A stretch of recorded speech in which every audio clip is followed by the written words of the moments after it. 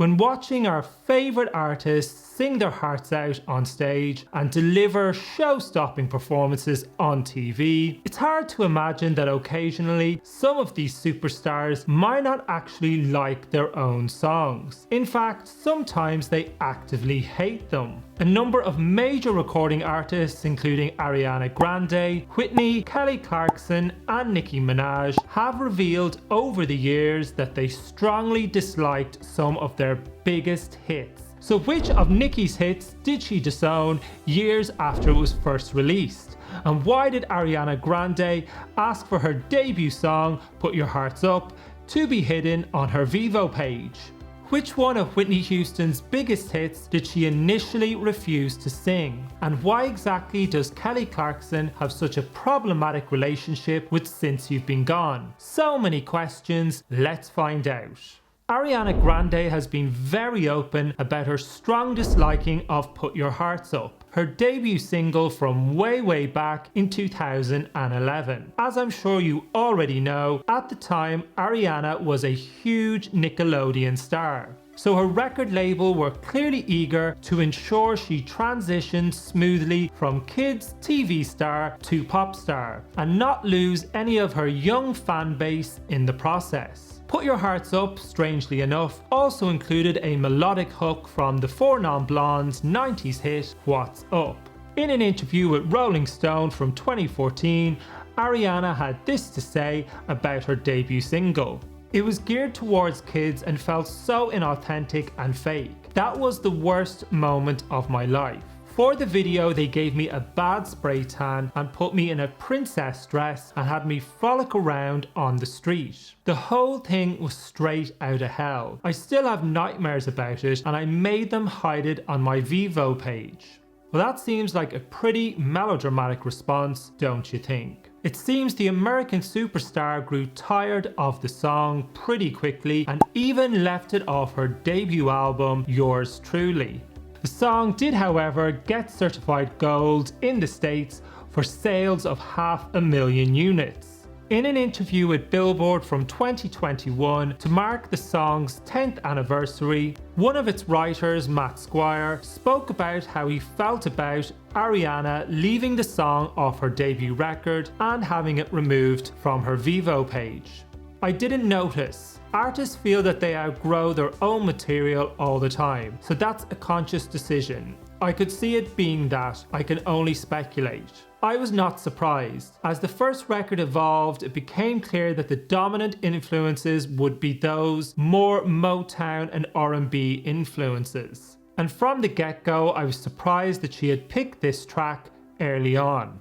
In an interview with American YouTuber Zach Sang from 2020, Ariana did somewhat backtrack on her original comments, saying she didn't hate the song, she had just been in an uncomfortable position at the time, trying to evolve from kids TV star into a pop star in her own right. In the late 2000s, early 2010s, electronic dance music with hip-hop influences, pop rap basically, was at its height, with acts such as Flo Rida, LMFAO, Pitbull and the Black Eyed Peas dominating charts all around the world. A New York rapper, Nicki Minaj, who was in the early stages of her career, perhaps felt the pressure to have a hit that would cross over to the pop charts. It's hard to imagine any song having a better pop pedigree than Starships. It was written by a number of the biggest pop songwriters in the world, including Rami Yacoub, who co-wrote Baby One More Time, and the hottest producer of the late 2000s, early 2010s, Red One.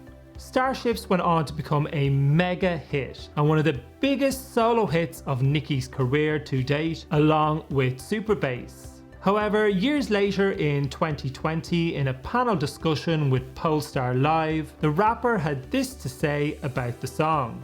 I hate starships. I mean, starships. I'm like, why did I do that? I really think that every time I hear it. In the same interview, she also said she wishes she hadn't recorded her 2014 hit Anaconda and that she also hated one of her earlier songs, Your Love. When Starships became a huge commercial success, Nicki did experience some backlash from the hip-hop community, many of whom felt that she had become a sellout for opting for such a pure pop and commercial sound. Maybe with the benefit of hindsight, Nicki feels it damaged her image. Her detour into EDM and pop music probably didn't help her credibility in the long run, and could be one of the reasons why certain areas of the industry have never really taken her seriously, including the Grammys, where Nicki has been nominated 10 times but never actually won one. Starships was written in Sweden. It wasn't written specifically for Nicki, but Red One recommended giving it to her after the track was finished. In an interview with Skyrock FM, the superstar producer said that the song had already been turned down by another major artist, he wouldn't say who, before it was snapped up by Nicki. In an interview with Songwriters Universe from 2016, the superstar producer had this to say about how the collaboration came about. "I was in Europe right before Christmas. I was happy that Nicki called me. She said, I need hits, global hits. She'd already had hits in America, but she wanted to go global. I sent her the songs the day after Christmas, and before New Year's we were in the studio working together." Nicki was also the executive producer of the song's parent album, Roman Reloaded, meaning she was in charge of putting it all together. So she doesn't seem to have been forced into the collaboration by her record company or some Svengali type figure. So based on that info and Red One's comments, I think that if Nicki doesn't like the song, she really has nobody to blame but herself. It's hard to imagine that Kelly Clarkson has any negative feelings about any of her songs, especially one of her biggest, Since You've Been Gone. But her disliking of the track seems to stem more from her experience of recording it rather than the actual song itself. Speaking to The Hollywood Reporter in 2011, Kelly spoke about her initial impressions of the song. "It didn't sound like how it sounds now. It didn't have any lyrics and the melody really wasn't finalized. My record label was freaking out about it and I was like, why? But they were right. Once that song was recorded, it was like, this is a great song."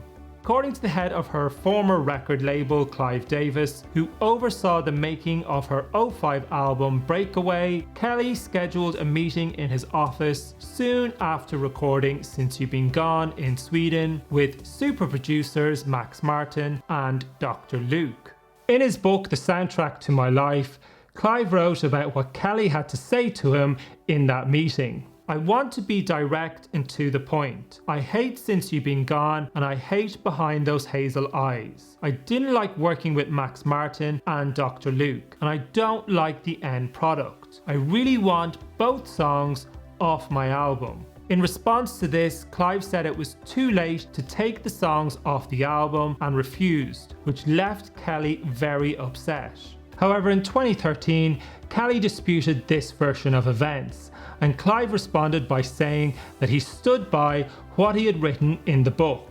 The song's parent album, Breakaway, went on to be one of the biggest of the 2000s, selling 12 million units worldwide. Since You've Been Gone became a huge international hit, and Kelly won the Best Female Pop Vocal Performance Grammy for it in 2006. And in interviews since then, Kelly has spoken about how she felt she was sent to Sweden to record Since You've Been Gone under false pretenses. She has also spoken of her discomfort of having to work with Dr. Luke. In an interview on Watch What Happens Live from 2023, when the host Andy Cohen asks Kelly if it's true that she didn't want Since You've Been Gone on her album, Kelly had this to say.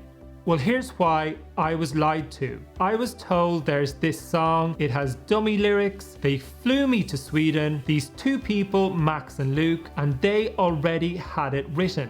I looked like a fool. Why lie to me like that? So that's why I have a bad vibe with that song, because of the origins of it." When asked about how she can still perform a song she had a bad experience recording, Kelly remarked that she is a great compartmentalizer and she can put all of that to one side when she's singing it.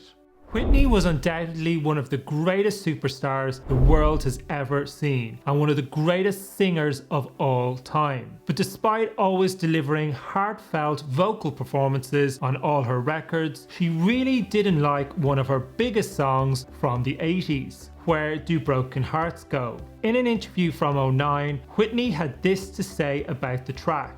I hated the song, I didn't want to sing it, and I remember being in the office with him and there was such a big fuss about it, and I was saying I don't want to sing this song, I don't like it. And Clive said, I'm telling you, this is going to be the song. And it was. I went and recorded it, and to this day, now it's one of my favourite songs. When Whitney finally did go into the studio to record her vocals, she asked Frank Wildhorn, one of the writers of the song, to rework the lyrics and to write something that she could relate to. Wildhorn is first and foremost a musical theatre composer who has had huge Broadway hits, including Jekyll and Hyde. The song does have a bit of a musical theatre quality to it when you think about it. Smokey Robinson had also wanted to record the track, but Wildhorn kept it on hold for Whitney. Where Do Broken Hearts Go went to #1 in America and became Whitney's 7th consecutive #1 in the country. The record had previously been held by the Beatles and the Bee Gees, but with the song she initially didn't even want to record, Whitney became the only artist in American chart history to have 7 #1 songs in a row. And as of 2023, Miss Houston still holds the record. A true legend. It's easy to forget amidst all the glamour and antics of the music business that it really is just that. A business, with a number of stakeholders involved beyond the artist. Unfortunately, there are more factors to consider besides what music the artist likes and identifies with, such as what is popular at that point in time in the industry and what does their audience actually want from them. Occasionally, all these factors might align if you're lucky, but when they don't, that's just something a music artist signed to a major recording label has to live with. It's not all fun at the top.